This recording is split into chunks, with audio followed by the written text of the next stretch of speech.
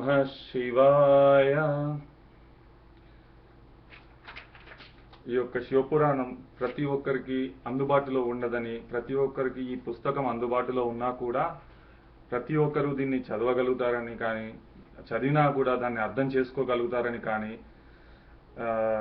అది చాలా కష్టం. కాబట్టి నా ప్రయత్నంగా నేను ఈ శివపురాణాన్ని ఇలా వీడియోల రూపంలో నేను చదివి దీన్ని అప్లోడ్ చేస్తున్నాను. ఏమైనా చదువులో ఈ చదివేటప్పుడు ఏమైనా తప్పులు ఉంటే కానీ, ఇలా ఏమైనా నా వల్ల తప్పులు జరిగితే కానీ క్షమించండి. స్వతహాగా నాకు తెలుగు అంత గొప్పగా రాదు, అయినా కూడా నా వంతుగా నేను ఈ ప్రయత్నం చేస్తున్నాను.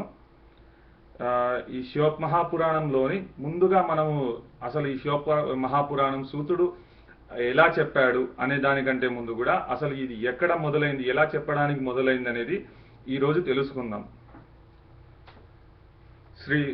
శ్రీ విఘ్నేశ్వరాయ నమః. శ్రీ శివమహాపురాణం. శివపురాణ మహత్యము శౌనకాదుల కోరికపై సూతుడు శివపురాణం ప్రవచించుట. అనగా శౌనకాదులు అనేసి ఋషులు ఉండేవారు. ఆ మహర్షులు ఒక యాగానికి చేస్తుంటే అక్కడ సూత మహర్షి ఆ యాగానికి వెళ్ళాడు. అక్కడ వారి కోరికపై శివపురాణాన్ని చదివి వినిపించాడు అన్నట్టు సూత మహర్షి. ఇప్పుడు మనం అది ఎలా మొదలైంది, ఎలా అక్కడికి ఏవి చేస్తుంటే వెళ్ళాడు సూత మహర్షి, ఎలా చెప్పడం ఆరంభించాడనేది తెలుసుకుందాం. శ్రీలు పొంగిన జీవగడ్డయు పాలుగారిన భాగ్యసీమయుగా వాలిన ఈ భరతఖండంలోని పుణ్యక్షేత్రాలన్నింటా అగ్రహస్థానం వహించి ఉన్నది ప్రయాగ. అంటే మన భారతదేశంలో అన్ని పుణ్యక్షేత్రాల్లో కల్లా అగ్రస్థానంలో ఉన్నటువంటి ప్రయాగలో ఈ విషయం మొదలైంది అన్నట్టు. అది ఎలాగా అనగా, శ్రీ మహావిష్ణు పాదోద్భుతమైన గంగా నది, శ్రీకృష్ణ రాసవైన రాగసమ్మిళితమైన కలకలారావయ్య అయిన యమునా నది, ఈ రెండు నదులు సంగమించే మహాద్భుతమైన క్షేత్రం ఇది. అంటే ప్రయాగలో గంగా యమున సంగమం జరుగుతుందన్నట్టు. ఈ రెండు పుణ్యనదులు కలిసి ఉన్న ఈ ప్రయాగ క్షేత్రం ఎంత గొప్పదో చెప్తున్నారు ముందుగా. దాని తర్వాత ఇక కథ మొదలవుతుంది. చాలా కాలానికి పూర్వం శౌనకాది మహర్షులందరూ కలిసి ఈ ప్రయాగ క్షేత్రంలోని గంగా యమున సంగమం వద్ద మహాసత్రాన్ని ఆరంభించారు. అఖండంగాను అద్వితీయంగాను సాగుతున్న ఆ యజ్ఞ దర్శన కాంక్షులై ఎందరో యోగులు, ఋషులు, మునులు, తాపసులు తరలి వచ్చారు. వారితో పాటే వేంచేశాడు సూతుడు. అనగా ఈ శౌనకాది మహర్షులందరూ కూడా ఒక మహాసత్రాన్ని యజ్ఞాన్ని ఆరంభించారు. ఆ యజ్ఞం ఎంతో అఖండంగా సాగుతుంది. ఆ యజ్ఞాన్ని వీక్షించడానికి ఎందరో యోగులు, ఋషులు, మునులు, తాపసులు, సర్వజనం వచ్చారన్నట్టు. వారిలో సూత మహర్షి కూడా ఒకడు. అతను వచ్చిన తర్వాత ఏం జరిగిందనగా, సూతుడు రోమహర్షుని కుమారుడు.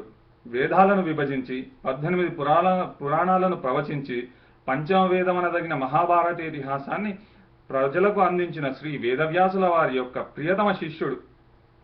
యోగిజన శిరోరత్నమైన శ్రీ శుకయోగీంద్రులతో కలిసి వ్యాసుల వారి వద్ద పురాణ రహస్యాలన్నింటినీ తెలుసుకున్నాడు. ఈ సూతుడు రోమహర్షుని కుమారుడు. వ్యాసుల వారు మహాభారతం రచించినటువంటి వ్యాసుల వారు ప్రియతమ శిష్యుడు. ఈ సూత మహర్షి సుఖయోగీంద్రులు కలిసి వ్యాసుల వారి వద్ద శిష్యరికం చేశారు.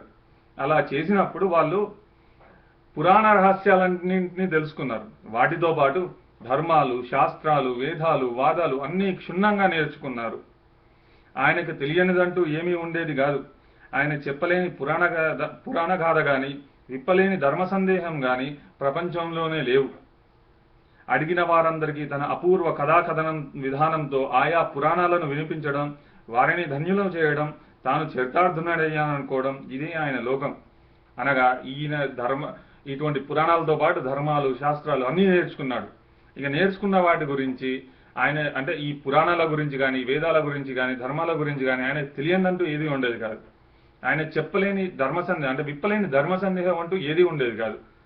ఇకపోతే ఎవరైనా తనని అడుగుడే ఆలస్యంగా ప్రతి ఒక్కటి విప్పి క్షుణ్ణంగా చెప్పి వారిని చరితార్థులు చేయడం, అలా తాను చరితార్థునయ్యాననుకోవడం, ఇలా తన పని ఉండేది. అటువంటి సూత మహర్షి ప్రయాగలో జరుగుతున్న యాగానికి అరుదేరడంతో ఋషులంతా ఆనందించారు. ఆర్ఘ్య పాదులనిచ్చి సత్కరించారు. అనంతరం ఆయనను పరివేష్టించి కూర్చున్న వారై హే సర్వపురాణ కథా కథక జననేత సూత, నీ రాకతో మా యాగానికి మాకు కూడా క్రొత్త వెలుగు వచ్చినట్లుగా ఉంది. గతంలో నీ నుండి ఎన్నో కథలు గాథలు విన్నాము, అయినా మాకు తృప్తిని లేదు. నీ దర్శనం లభించినప్పుడల్లా నిన్ను ఏదో ఒకటి అడగడం, నీ ద్వారా విని ధన్యులం కావడం జరుగుతూనే ఉంటుంది. అందుచేత ఇప్పటి మన సంగమం కూడా వృధా పోకుండా ఉండేందుకు గాను మా ఎందుకు దయగలిగిన వాడివై ఏదైనా ఒక మహత్తరమైన పురాణాన్ని వినిపించు. మీదు మిక్కిలి కలి ప్రభావజ్ఞులు పాప కార్యాచరణాలగ్నులు అయిన మానవులు సర్వయాతనలను భగ్నం చేసేది, పుణ్యాన్ని ప్రసాదించేది, మాకు తృప్తిని కలిగించేది అయిన సద్విషయాన్ని వినిపించవే అని కోరారు. అలా అంటే ఈ మునులు సూత మహర్షి కలిసినప్పుడల్లా ఈ ఋషులందరూ శౌనకాదులందరూ ఆయనని సూత మహర్షిని ఏదో ఒకటి అడగడం, ఆయన ఏదో ఒకటి చెప్పడం జరుగుతూనే ఉంది. అయితే ఈ యాగ సందర్భంగా ఏదైనా ఒక మంచి విషయాన్ని ఏది విన్నంత మాత్రాన ఏమైనా మన పాపాలు పోయి పుణ్యాలు వస్తాయో అటువంటిది ఏదైనా ఒక మంచి విషయం కానీ పురాణ కథ కానీ చెప్పవని అడిగారు. దానికి సూత మహర్షి ఇలా అంటున్నాడు: శుభం క్షేత్రమా ప్రయాగ, తీర్థమా గంగా యమునల సంగమం, సమయమా సవనవేళ, సందర్భమా శివేచ్ఛ. ఇంత మంచి సమ్మేళనంలో సాధారణ గాథలెందుకు?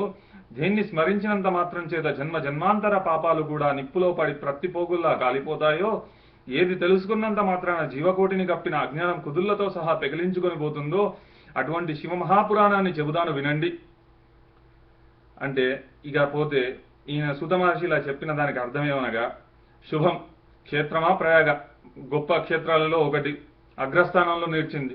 మరి తీర్థమా గంగా యమునల పుణ్యనదుల యొక్క సంగమం, సమయమా సవనవేళ అంటే ఈ యాగం జరుగుతున్నటువంటి మహత్తరమైన వేళ. ఇకపోతే ఇది శివేచ్ఛాపరంగా జరిగింది కాబట్టి ఏదో ఒక సాధారణమైన గాథలెందుకు, ఏది విన్నంత మాత్రాన అంటే ఏది తెలుసుకున్నంత మాత్రాన మన పాపాలన్నీ కూడా పోయి పుణ్యాలు వస్తాయో అటువంటి శివమహాపురాణం గురించి చెబుతాను వినండి అని అన్నాడు. సాక్షాత్తు శివుని చేతనే 12 సంహితలుగా చెప్పబడిన ఈ శివమహాపురాణం యావత్తు బ్రహ్మకు అనుగ్రహించబడినది. ఆయన దానిని తన మానసపుత్రులైన నారద మహర్షికి ప్రసాదించారు. నారదులు సనత్ కుమారులకి అందజేశారు. ఆ సనత్ కుమారులు మా గురువుగారైన వ్యాసుల వారికి ఉపదేశించారు. అంతటితో శివజ్ఞానాన్ని పొందిన ఆయన 1,00,000 శ్లోకాల విస్తారమైన శివపురాణాన్ని 24,000 శ్లోకాలకు కుదించారు. 12 సంహితల శివపురాణాన్ని కూడా విద్వేశ్వర, రుద్ర, శతరుద్ర, కోటిరుద్ర, ఉమా, కైలాస, వాయువీయ అనే 7 సంహితలుగా మలిచారు. అలా ఆయన రచించిన ఆ అద్భుత శివమహాపురాణాన్ని వారి కుమారుడు సర్వజన వ్యంధ్యుడు అయిన శ్రీ శుకయోగేంద్రులకు నాకు కలిపి బోధించారు. అయ్యా, ఆ విధంగా గురుముఖత నేను నేర్చుకున్నటువంటి ఆ శివమహాపురాణాన్ని శివేచ్ఛాపరంగా యథాశక్తి మీకు చెప్తున్నాను, శ్రద్ధగా వినండి అని చెప్పనారంభించారు. అంటే ఈ శివమహాపురాణం సర్వం తెలిసిన వాడు ఒక శివుడు మాత్రమే. ఆ శివుడు బ్రహ్మకి ఈ శివమహాపురాణాన్ని ఉపదేశించారు.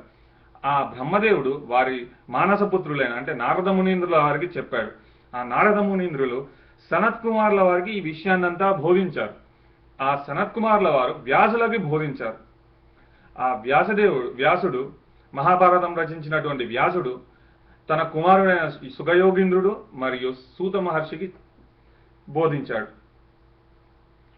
ఇకపోతే మనం ముందుగా శ్రీ శివమహాపురాణ మహత్యం తెలుసుకుందాం. మీరు విన్న ఎన్నో గాథల కన్నా విభిన్నమైనది, నిర్ద్వందమైనది, గొప్ప మహిమాన్వితమైనది ఈ పురాణం. ఓ పురాణ విషయ జిజ్ఞాసులారా, పుణ్యాత్ములారా, సర్వపోనిషత్సార చషకము, సకలౌగ విభంజకము, అసమాన పుణ్య ప్రదాయకము, ఆయురారోగ్య మహేశ్వర్య విద్యా భోగ భాగ్యకారకము, ఆద్యంత మంగళ ప్రధానము, ఆపాతమద్రమయమైన ఈ శివపురాణాన్ని మించి చెప్పుకోదగినది గాని, వినదగినది గాని, తెలుసుకోదగినది గాని మరొకటి లేదు. అంటే ఈ శివపురాణాన్ని మించినది గాని, తెలుసుకోదగినది గాని ఏది లేదు.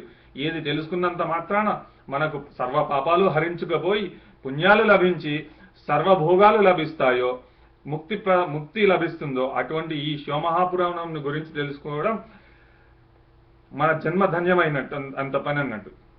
ఇకపోతే ఈ శివపురాణంలోని ఒక్క గాథను గాని, అందులో సగాన్ని గాని నిత్యము భక్తి ప్రవత్తులతో పఠించినట్లయితే వారు తప్పనిసరిగా జీవన్ముక్తులవుతారు. ఇచ్ఛాపూర్వకంగా గాని లేదా యథాఫలంగా గాని ఒక్కసారైనా ఈ పురాణాన్ని చదివినా వినినా పాపరహితులవడం ఖాయం. చతుర్దశి తిథి నాడు ఉపవాసం ఉండి శివభక్తుల ఎదుట ఎవరి పురాణాన్ని ప్రవచిస్తారో వారు అత్యంత పూజనీయులు. అంటే ఇది సగం తెలుసుకున్న, రోజు చదివి సగం అలా తెలుసుకున్నా, ఏం చేసినా కూడా ముక్తి లభిస్తుంది. ఇకపోతే చతుర్దశి అంటే ఇది మన మహాశివరాత్రి రోజు శివభక్తుల ఎదుట ఎవరి పురాణాన్ని ప్రవచిస్తారో వారు అంటే అత్యంత పూజనీయులు అవుతారు. ముఖ్యంగా ఈ మహాపురాణంలోని రుద్ర కైలాస సంహితలు 2 మహామహిమాన్వితులైనగా తెలుసుకోండి. ఎవరైతే సమహిత మనస్కులై రుద్ర సంహితను పఠిస్తారో వారు బ్రహ్మజ్ఞులైనా సరే 3 రోజుల్లో సర్వ పాపాల నుంచి విముక్తులైపోతారు. ఈ రుద్ర సంహితను భైరవమూర్తి ఎదుట రోజుకు 3 సార్లు 3 పర్యాయాలు చొప్పున మౌనంగా పారాయణ చేసిన వారికి సమస్తమైన కోరికలు సిద్ధిస్తాయి.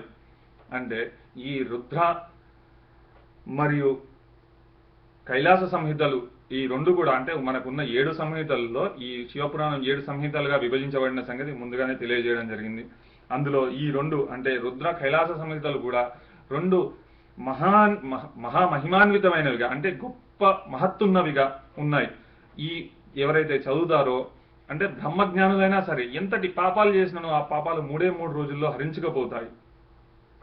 మర్రి చెట్టుకు గాని మారేడు చెట్టుకు గాని ప్రదక్షిణం చేస్తూ రుద్ర సంహితను పఠించిన వినినా కూడా బ్రహ్మహత్యాది పాపాల నుంచి కూడా బయటపడతారు.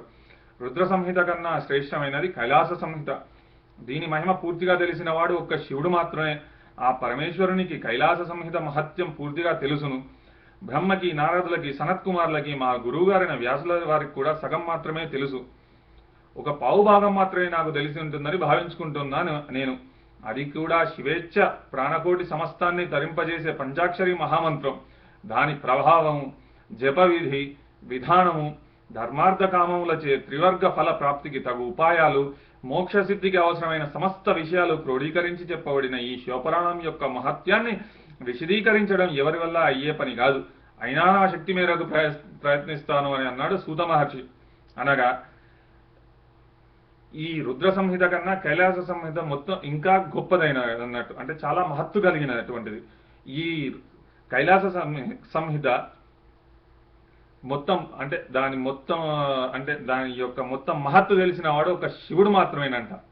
ఇకపోతే ఈ శివపురాణం తెలిసినటువంటి బ్రహ్మకి, నారదుల వారికి, సనత్కుమారుల వారికి, వ్యాసుల వారికి వీరందరికీ కూడా సగమే తెలిసి ఉంటుందంట. ఇకపోతే తనకి ఈ సూత మహర్షికి, సుఖయోగీంద్రుల వారికి కూడా పావు మందమే తెలిసి ఉంటుందని ఈయన భావించుచున్నాడంట. ఈ శివపురాణ మహత్యం చెప్పడం అసలు ఎవరి వల్ల అయ్యే పని కాదు. అయినా తన వంతుగా తను చెప్పదగినంతగా తన శక్తి మేరకు చెప్తానని చెప్పి సూత మహర్షి చెప్తున్నాడు అన్నట్టు. ఇకపోతే దీనికి ముందు దేవరాజు కథ, చెంచులోపాఖ్యానము అనేవి 2 కథలు ఉన్నాయి.